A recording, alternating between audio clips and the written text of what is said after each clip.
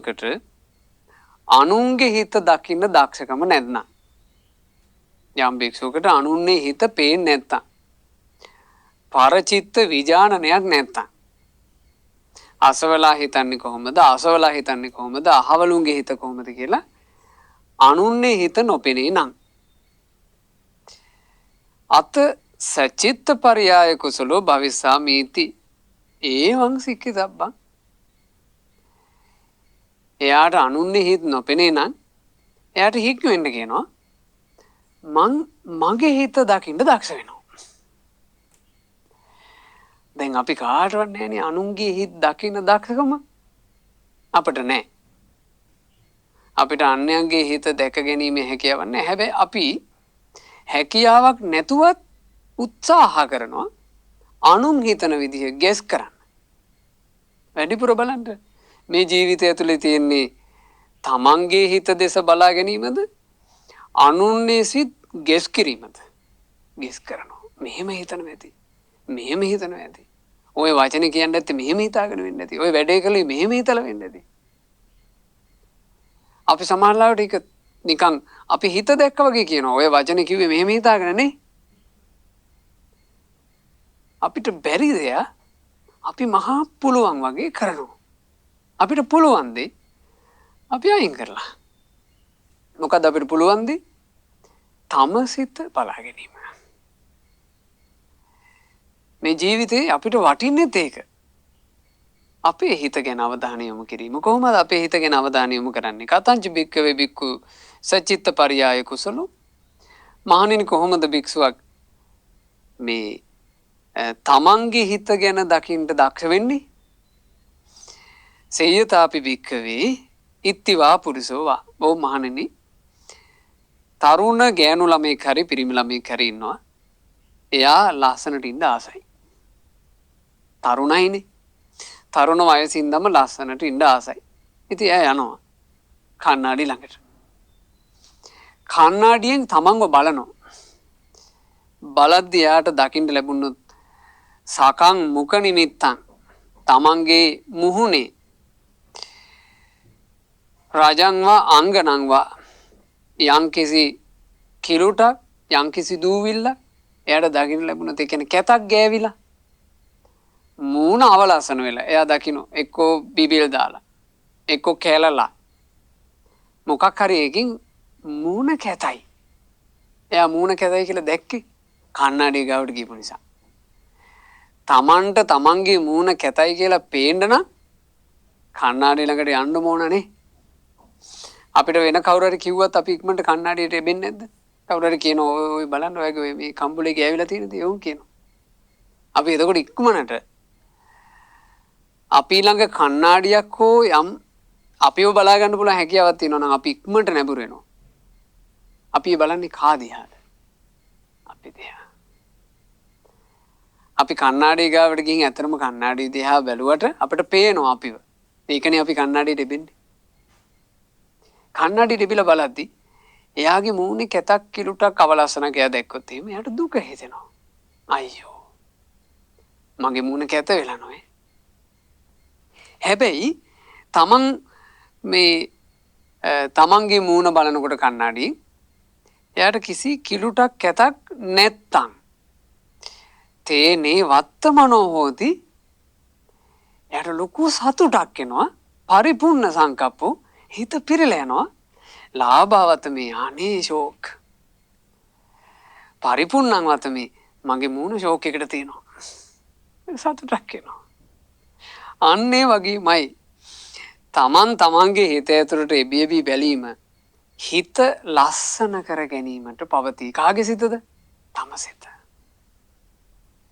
තමන්ගේ හිත ඇතුළට එබිලා බලන එකෙන් තමන්ගේ හිත ලස්සන වෙනවා. ඇයි? මේ හිත ඇතුලේ අපි අවධානයක් යොමු නොකර ඔහේ තියෙන කිලිටු කසඩ ඔක්කොම ටික පේන්න ගන්නෙ. එබිලා බැලුවොත් විතරයි. එබිලා බැලුවේ නැත්තම් පිංගුතුනි මේ හිත අපිව රවට්ටනවා. හිතේ හැටි බුදුරජාන් වහන්සේ වදාලා නොවේද? මෙහෙම වදාලා. පන්දනං චපලං චිත්තං. මේ හිත කියන්නේ හැමතිස්සෙම එක එක අරමුණට මාරු වෙවි තියෙන එක. හිත එක තැනක තියෙනව නෙමෙයි. හිත හැමතිස්සෙම මාරු වෙනවා. චපලං හිත හරීම වංචාකාරී. චපල කියලා කිව්වේ වංචාකාරී. අපි කියනවනේ ඔය බලන්න ආදර සම්බන්ධතා කරනවම අපි කියන්නේ. එයා ආදරයට චපල වුණා. ඒ චපල කියලා කියන්නේ මොකද්ද? බොරුවක් පෙන්නවා. ඇත්ත වසන් කළා. වංච කළා. අපි ඒකට කියන වචනේ චපල. හිතත් එහෙමයි. හිත අරමුණෙන් අරමුණට සැලෙනවා. හිත හරි චපලයි. දුරක්කන් රකින්නවා කියන එක ලේසි නෑ. දුන් නිවාරයන් වරදින් වළක්ව ගන්නවා කියන එක ලේසි නෑ. උජුං කරෝති මේ දහාවි උසුකාරෝව තේජනං. හැබැයි බුද්ධිමත් කෙනා නම් ධර්මයේ පිහිටලා ඒ බඳු හිත පවා ඍජු කරගන්නවා. හරියට ඇදකුද ටික අඳුනගත්ත දක්ෂ මේ ඊතල හදන කම්මල්කාරයෙක් ඇදකුද ටික ඇරලා ඊදඬු කෙලින් කරනවා වගේ. හීවඩුවෙක් ඊදඬු කෙලින් කරනවා වගේ දක්ෂයා බුද්ධිමත් කෙනා තමන්ගේ හිතේ ඇදකුද අඳුනගෙන ඒවා කෙලින් කරගන්නවා. ඇදකුද අඳුන ගන්න නම් ඒ විල බලන්න එපා හිත දිහා. තමන්ගේ හිතේ ඇදකුද අඳුනගන්නේ නැතුව එයා අනුන්ගේ ඇදකුද හොය හොය ඉන්නවා. ඉතින් එයාට තමන්ගේ හිත ඍජු කරගන්න අවස්ථාවක් එයිද? නෑනේ. ඇද වෙලා හොද්දටම ඇද වෙලා හිත. ඇද වෙච්ච හිතින් අනුන්ගේ ඇද හොය හොය ඉන්නවා. තමන්ගේ ඇදේ එහෙමමයි. ගොඩාක් මිනිස්සු ඔතන ඉන්නේ. ගොඩාක් මිනිස්සු තමන්නේ සිත ඇද කරගෙන අඹරවාගෙන අන්තිමේ සිත ඍජු කරගන්න පුළුවන් අවස්ථාව වනස ගන්නවා. අවසානයේ ඉතින් ඔය ලෙඩ ඇඳන් වල වැටිලා තමන්ට යන් දහමක හැසිරෙන්න පුළුවන් වයස ඉක්මවා ගියාට පස්සේ ඔය හොල හොල ඉන්නව මැරිලා යනවා. එච්චරයි. මිනිස්සු එක එක්කෙනාගේ මරණේ කතා අපි එක එකක් ගානේ හොයලා නැහැනේ පිටුද. කොච්චර ශෝක ජනකද? අපි දකිනවා භයානක ඇක්සිඩන්ට් වලින් මිනිස්සු මැරිලා යනවා. අපි මැරිච්ච විදිහ කතා කරනවා. එයාලගේ මරණයෙන් මෙහි දුක් විඳින ඥාතීන් ගැන කතා කරනවා. සමාජලාවට තාත්තා මැරුණොත් අම්මා මැරුණොත් අසරණ වෙන දරුවෝ ගැන කතා කරනවා. අපි කවුරුත් කතා කරනවා දෙයක පරලෝ ජීවිතය ගැන. අපි කවුරුත් හොයනවා දෙයගේ පරලෝ ගැන. කිසි මාධ්‍යකින් අවධානය යොමු කරනවද මේ මැරිච්ච අය පරලෝ මොන වගේ තැනකට යන්නේ නැද්ද කියලා? හැබැයි යාළුවට පරලෝ ගතියක් තියෙනවද නැද්ද? තියෙනවනේ. මෙහෙම පරිහරණය කරපු ශරීර පවා අත්හැරලා එයාලා මිය යනකොට එයාලගේ පරලෝ ගති ඇඹරුණු වක්කුණු හිත් තියෙනවා නම් පරලෝ අසරණයි. අන්ත අසරණයි. ඒකමයි අපි මේ හිත පැත්තට එබි එබි බල බලා අපේ හිතේ තියෙන ඇදකුද ටික අපි අයින් කරගත යුතු ඒ නිසා. හිතක් හරි ඉක්මනට ඇද වෙලා යනවා. බුදුරජාණන් වහන්සේගේ කාලේ හිටියා හරි ගුණවන්ත ස්වාමීන් වහන්සේ නමක්. ඒ ස්වාමීන් වහන්සේගේ නම සංඝරක්කිත. ඔය සංඝරක්කිත ස්වාමීන් වහන්සේ ටිකක් මැදි වයසේ. ඉතින් සංඝරක්කිත ස්වාමීන් වහන්සේට හිටියා නංගි කෙනෙක්. ඔය නංගි විවාහ වෙලා එයාට දරුවෙක් හම්බුණා. නංගි හරි මේ ගෞරවයි ආදරෙයි තමන්ගේ අයියා වන අර සංඝරක්කිත තෙරුන්ට. ඒ නිසා තමන්ට ලැබිච්ච මේ දරුවට නංගි නම තිබ්බෙත් සංඝරක්කිත. ඔන්න මේ සංඝරක්කිත මේ කොළු පැංජා චූට චූට ලොකු වෙලා අවුරුදු 7-8 වුණා. නංගි අර තමන්ගේ සහෝදරයන් වහන්සේව බලන්න මේ පොඩි එකාවත් එකතු කරගෙන යනවා කලින් කලට. ඔය එක්කන් යද්දි අවුරුදු 7-8 මේ පුංචි පුතා තමන්ගේ මාමා වන ස්වාමීන් වහන්සේත් එක්ක හරි හිතවත් වුණා. එයා හරි ආදරේ ඒ ස්වාමීන් වහන්සේට. ඉතින් නංගිටත් මේක හරි සතුට. නංගි කල්පනා කළා අනේ ඉතින් මගේ පුතත් පින්වන්තකමට වෙන්න ඇති මගේ පින්වන්ත සහෝදරයන් වහන්සේට මෙච්චර ආදරේ. මගේ සහෝදරයන් වහන්සේගේ අකමැත්තක් නැත්තම් මෙයා මහාන කරනවා. හිතුණා.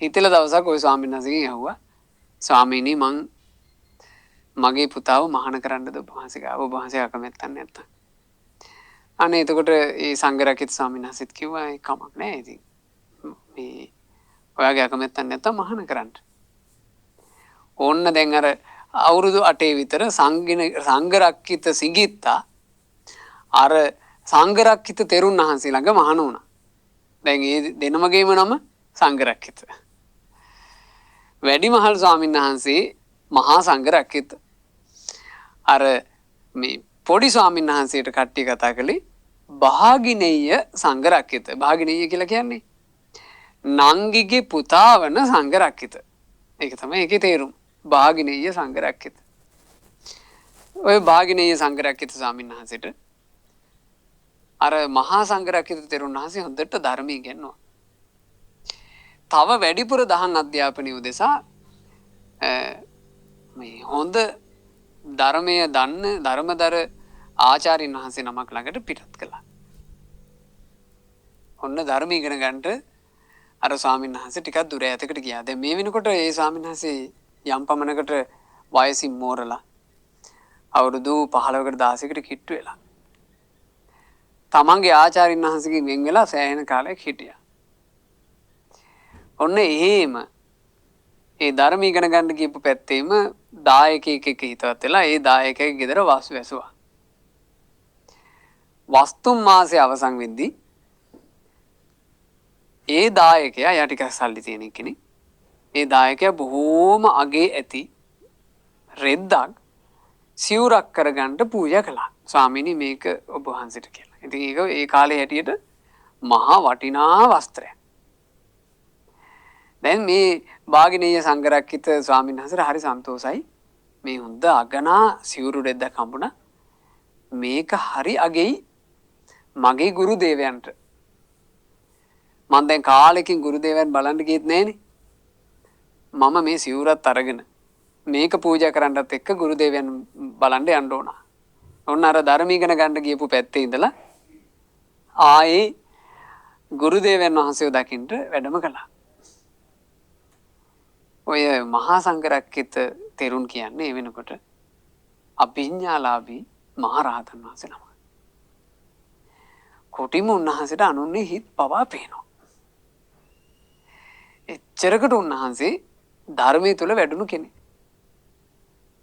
ඔන්න මේ මහා සංඝරක්කිත තෙරුන් වහන්සේ ඇඳි පුටුවේ වාඩි වෙලා නිදහසේ පොඩ්ඩක් විවේකයෙන් ඉන්නකොට අර භාගිනීය සංඝරක්කිත තෙරුන් වහන්සේ ආචාර්යින් වහන්සේව බලන්න දුරාක් ගෙවාගෙන ආවා. දැන් ඉද්දි අතරමඟදී හිතාව මගේ ආචාර්යින් වහන්සේ දැන් මාව දැක්ක ගමන් මේ ආනේ සංඝරක්කිත සෑහෙන කාලෙකින් කියලා අර එහෙම ලොකු උද්‍යෝගිකින් පිළිගනි කියලා හිතන් ආවා. මෙහෙම එනකොටම ආචාර්යින් වහන්සේ පේන්න හිටියා. ආචාර්යින් වහන්සේ දැක්කා සංඝරක්කිතාව කියලා. දැක්කට එහෙම විශේෂ ප්‍රතිචාරයක් දැක්ුවේ නැහැ. ඔන්න අවුල් ගියා. ආචාර්යින් වහන්සේ මාව දැක්කා කියලා මේ. සංඝරක්කිත කියලාවත් ඇහුවේ නැහනේ. චූට්ටක් හිත රිදුණා. පාතර සිවුරු පැත්තකින් තියලා ඔන්න අරගත්ත පිරිකර හොඳ අගන වස්ත්‍රේ ඒකත් අරගෙන ඇවිත් ආචාර්යන් වහන්සේට පූජා කළා. එතකොට නිකන් හිතේ අදහසක් තිබ්බා දැන් මේ හොඳ රෙද්දක්නේ මේක පූජා කරනකොට හරි අගේ ඇති රෙද්දන්නේ සංඝරක්කිත. කොහෙන්ද අපි මේ මෙච්චර වටින රෙද්දක් ආයි කියලා හිතුවා. පූජා කළාට ඒ ආචාර්යන් වහන්සේ ඒකට එහෙම ලොකු ප්‍රතිචාරයක් දැක්කේ නෑ. ඔහෙන් තියන්න කිව්වා.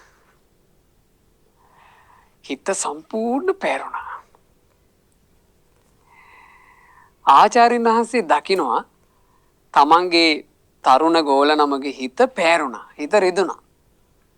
ආචාර්යන් වහන්සේ මාව දැක්කාම එහෙම ගණන් ගත්තෙත් නෑ. මගේ පිරිකරේ ගණන් ගත්තෙත් නෑ. අයියෝ මගේ ආචාර්යන් වහන්සේ මගෙත් එක්ක මොකක් හරි මන් නැති ටිකේ මොනවා හරි අවුලක් වෙලා වගේ කවුරු හරි කේලම් කියලාවත් දන්නේ නැහැ දැන්. හිත ආචාර්යන් වහන්සේට පේනවා. ආචාර්යන් වහන්සේ කල්පනා කළා පවුනේ පොඩි නම් පොඩ්ඩක් හිත හැදෙන්නත් එක කියලා කිව්වා. මේ සංඝරක්කිත ඔය මේ වටාත් අරගෙන පොඩ්ඩක් පවන් ගහමු ටික. දාඩියයි මට කිව්වා. ඔන්න එතකොට අර ස්වාමීන් වහන්සේ වටාපත අරගෙන ඇඳි පුටුවේ හාන්සි පුටුවේ වාඩි වෙලා ඉන්න ආචාර්යන් වහන්සේට පවන් සලන්න පටන් ගත්තා. දැන් මේ වටාත්තින් පවන් සලනවා හිමීට.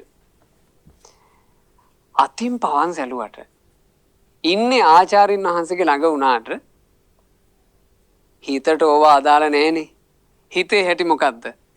හිත ගැන බුදුරජාන් වහන්සේ වදාළනේ දූරං ගමං. හිත දුර ගමන් යයි. ඒක චරං හිතට තනියක් පාළුවක් කාන්සියක් නැහැ තනියම යයි. අසරීරං හිතට සිරුරක් නැත ගුහාසයන් ශරීරේ නම් වූ ගුහාවේ වසයි. යේ චිත්තං සංයමෙස්සන්ති මොක්ඛන්ති මාර බන්ධනා. මේ සිත යමෙක් දමනය කරගන්න දක්ෂ වුණොතින් ඔහු මරුගේ බන්ධනේ නිදහස් වේ. දැන් අර සංඝරක්කිත මේ ස්වාමීන් වහන්සේට තමන්ගේ හිත ගැන අවධානයක් නැති නිසා තමාට නොදැනී තමන්ගේ හිත තමාව දක්කනවා. සෑහෙන දුරක් ගියානේ. කල්පනා කළා මගේ ආචාර්යන් වහන්සේට කවුරු හරි කේලම් කියලා මාව බිඳවලා මගේ ආචාර්යන් වහන්සේ මාව දැක්කටවත් ගණන් ගන්නෑ මං කියන පිරිකරේ ගණන් ගන්නෙත් නෑ. මෙහෙම මොකටද මට මහානකම? මං සිවුරු අරිනවා. ඕන්න දැන් මේ ස්වාමීන් වහන්සේ හිතින් සිවුරු ඇරලා මං සිවුරු ඇරලා ගෙදර යනවා. මගේ තාම වයස මේ බොහොම භද්‍ර යවුවනේනේ. මං ගිහින් හොද්දට ගොවිතැනක් බදක් කරලා හම්බ කරනවා. හම්බ කරලා හිට මං හොඳ ඉඩම් කෑල්ලක් ගන්නවා. ඒ ඉඩම් කෑල්ලේ මං ගමේම නැති තරම් ලස්සන ගෙයක් හදනවා. මං හදන හොඳ ගෙයක් ටිකක් මේ ගමටම නැති තරම් අලුත් පන්නේ ගෙයක් මං හදනවා. ඔය ගේ හදලා හිට මං දැන් ගේකුත් ඇතුවට පස්සේ මට ඊළඟට හොඳ වයින් කරත්තයක් මං ගන්න ඕන. මං හොඳ අලුත් කරත්තයක් ගන්නවා. ඔය කරත්තේ තරග ඒ කියන්නේ ඉතින් මං ওই ටික කරගත්තට පස්සේ මං සෑහෙන මේ පිළිවෙලක් වෙලානේ. ඊට පස්සේ මගේ වත්පොහසත්කම් වලට ගැලපෙන තැනකින් මම ටිකක් හැඩකාර කෙල්ලක්ව බඳින්න ඕන. දැන් මේ බලන්න හිත. ආචාර්යන් වහන්සේ ළඟ පවන් සලසලා ඉන්නේ. මේ මෙයා හිතින් සිවුරුත් ඇරලා බැඳලා මං හොඳ පවුලකින් ගමට දැනෙන්න බඳින්න ඕන. උන්ට පෙරහැරකින් එක්කන් ඇවිල්ලා. අපි ඉතින් බැඳලා පවුල් වුණාට පස්සේ මං නිසා දරුවෙකුත් ලැබෙන්නේ නැතයි මගේ නෝනට. දරුවා ලැබුණාට පස්සේ මම මගේම වියදමින් මීට වඩා හොඳ සිවුරු රෙද්දක් මං ගන්නවා. මං මගේම කරත්තේ මගේ බිරිඳත් දාගෙන පොඩි එකත් එකතු කරගෙන මං එනවා ආචාර්යන් වහන්සේව බලන්න. ආචාර්යන් වහන්සේ සතුටු වෙයි. අපේ සංඝරක්කිත දැන් තනියෙන් දියුණු වෙලානේ. ගෙවලුත් හදලා. හොඳ කරත්තෙකුත් අරන්. හොඳ පිළිවෙලකට මේ පෙනුමක් තියෙන කෙල්ලෙකුත් බැඳලා. දරු පැංචෙකුත් ලැබිලා. අපට එය කියලා සංඝරක්කිතගේ වියදමින්ම හොඳ සිවුරු රෙද්දකුත් අරන් සතුටු වෙයි. මං ආචාර්යන් වහන්සේට සිවුර පූජා කරලා මං මේ ආචාර්යන් වහන්සේට එදාට කතා කරන්නේ. හැබැයි ඉතින් ඔය ආචාර්යන් වහන්සේත් එක්ක කතා කරන්න ඇවිල්ලා ඔය ඉද්දි පොඩි එකා දඟ කරන්න බැරි නෑ. පොඩි එකා දඟ කරනකොට මගේ බිරිඳට ආචාර්යන් වහන්සේගේ ඉස්සරහා දරුවව පාලනය කරගන්න බැරුණු මං ආචාර්යන් වහන්සේ ඉන්නවා කියලා එකක් නෑ. මං ගහනවා පාරක් කියලා. වටාත් උස්සලා ආචාර්යන් වහන්සේගේ හිසට ගැහුවා. හිතින් ගැහුවේ බිරියට. හැබැයි ළඟ හිටියේ ආචාර්යන් වහන්සේ. ආචාර්යන් වහන්සේට වැදුනා පාරක් පොඩ්ඩක්. පහර වැදුනට පස්සේ තමයි සංඝරක්කිත භික්ෂුවට සිහි උපන්නේ. ආචාර්යනාසිට හිනා. ආචාර්යනාසි හිනා වෙවි කියනවා අනේ සංඝරක්කයද මායයට ගහන්න ගොහින් අපි නොය ගුටි කෑවේ. ඔය වචනේ කියද්දී සංඝරක්කිත තෙරුන් වහන්සේට වස ලැජ්ජාවක් ඇති වුණා. අනේ ආචාර්යන් වහන්සේ මං හිතපු වැල් වටාරම දැක්කා නොවේ. කොච්චර ලැජ්ජ හිතුණාද කියන්නේ ආයේ ආචාර්යන් වහන්සේගේ මූණ බලන්න බෑ කියලා හිතිලා දුවන්න ලැහැත්තුනේ. අනිත් ඔය හිටපු භික්ෂුන් වහන්සේලා අල්ලගත්තා. අල්ලගෙන ආචාර්යන් වහන්සේ ළඟට එක්කාව. ආචාර්යන් වහන්සේ කිව්වා සංඝරක්කිත කලබල වෙන්න එපා. ඕකනේ හිතේ හැටි. සංඝරක්කිත ධර්මයේ කියලා දීලා තියෙනවානේ අපි. හිත ඔහොමයි කියලා සංඝරක්කිත දන්නවනේ. මේ හිත වාරිජෝව තලේ කිත්තෝ ඕක මෝකත උබ්බතෝ වතුරෙන් ගොඩරගත්තු මාළුවා වගේ අරමුණක් පාසා මේ හිත දඟල තියෙන්නේ. පරිපන්දති දං චිත්තං මාර දෙහියන් පහත වේ. ඉතින් ඔහොම හිතක් තියෙන නිසානේ සංඝරක්කිත මේ මාරයාගේ උගුල දුරු කරන්න ඕන. අනේ එහෙම කිව්වා. එහෙම කිව්වම සංසිඳුණා. බුදුරජාණන් වහන්සේ ළඟට එක්කන් ගියා. භාග්‍යතුන් වහන්සේ ඔය භාගිනේය සංඝරක්කිත තෙරුන්ව දහම් කතාවෙන් ප්‍රමෝදමත් කරලා වීරිය ඇති කළා. ඒ උතුම් තෙරුන් වහන්සේ ඉතා කෙටි කලකින් සෞකෙලස් නසාලු මහා රහතන් වහන්සේ නමක් බවට පත් වුණා. ඒ නිසා මේ තමන්ගේ හිතට එබි බලනවා කියන එක අපිට හරි උපකාරයි. භාග්‍යතුන් වහන්සේ වදාලා යම් භික්ෂුවක් තම සිතට එබි බලමින් පච්ච වේකනා තමන් ගැන ප්‍රත්‍යවේක්ෂාවක යෙදේද බහූකාරා හෝති කුසලේසු ධම්මේසු. ඒක කුසල් වඩා ගන්න සෑහෙන උපකාරයි. කොහොමද එබිලා බලන්න ඕනේ? අභිජ්ජාලුනකෝ බහුලං විහෙරාමි. මං ගොඩාක් වාසය කරන්නේ ලෝභ හිතින්ද? අනභිජ්ජාලු. එහෙම නැත්නම් ලෝභය නැති හිතින්ද? ව්‍යාපන්න චිත්තෝ නෝකෝ බහුලං විහෙරාමි. මං ගොඩාක් ඉන්නේ කේන්තියෙන්ද? එහෙම නැත්නම් අව්‍යාපන්න චිත්තෝ මෛත්‍රියෙන්ද? බලනවා. තීන මිද්ද පරියුට්ටිතෝ නුකෝ බහුලං විහෙරාමි. මං ගොඩාක් වාසය කරන්නේ නිදිමතින් අලසකමින්ද? එහෙම නැත්නම් විගත තීන මිද්දෝ නිදිමත අලසකම නැති ප්‍රබෝධමත් හිතකින්ද? උද්දතෝ නුකෝ බහුලං විහෙරාමි. මං ගොඩාක් ඉන්නේ විසිරිච්ච හිතකින්ද? අනුද්දතෝ එහෙම නැත්නම් සංසිඳිච්ච හිතකින්ද? විචිකිච්ඡෝ නුකෝ බහුලං විහෙරාමි. මං ගොඩාක් වැඩිපුර වාසය කරන්නේ ධර්මයේ සැක කරන හිතකින්ද? එක්කොත් ඉන්න විචිකිච්ඡෝ. එහෙම දහම් ගැන සැකයක් නැති හිතකින්ද? මං ගොඩාක් ඉන්නේ කෝධනුකෝ ක්‍රෝධ කරද? එහෙම නැත්නම් කෝධන ක්‍රෝධ නැති හිතකින්ද? සංකිලිට චිත්තෝ නුකෝ බහුලං විහෙරාමි. මං වැඩිපුර ඉන්නේ මගේ හිත කිලිටි කරගෙනද? එහෙම නැත්නම් අසංකිලිට චිත්තෝ කිලිටි නැති පිරිසිදු හිතකින්ද?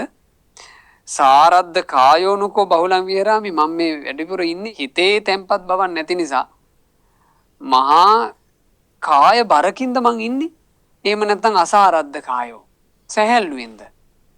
කුසීතෝනුකෝ බහුලං විහෙරාමි. මං වැඩිපුර ඉන්නේ කුසීතකම කියලා කියන්නේ මොකද්ද? ධර්මයක හැසිරෙන්න ප්‍රමාදය. ඒක තමයි කුසීතකම. මං කුසීතකමෙන් දින්නේ. එහෙම නැත්නම් මං වාසය කරන්නේ වීරියවන්තවද? අසමාහිතෝනුකෝ බහුලං විහෙරාමි. මං වැඩිපුර ඉන්නේ තැම්පත් නැති හිතකින්ද? එහෙම නැත්නම් සමාහිතෝ තැම්පත් හිතකින්ද? ඕනොහොම තමන්ගේ හිත ගැන එබි තමන් බලනවා. ඒකට මොකද කියන්නේ? තමාගේ සිත. ඒකට අපි පාවිච්චි කරපු වචනය සචිත්ත පරියාය කුසලෝ. තමන්ගේ සිත පරීක්ෂා කර බැලීමේ දක්ෂකම.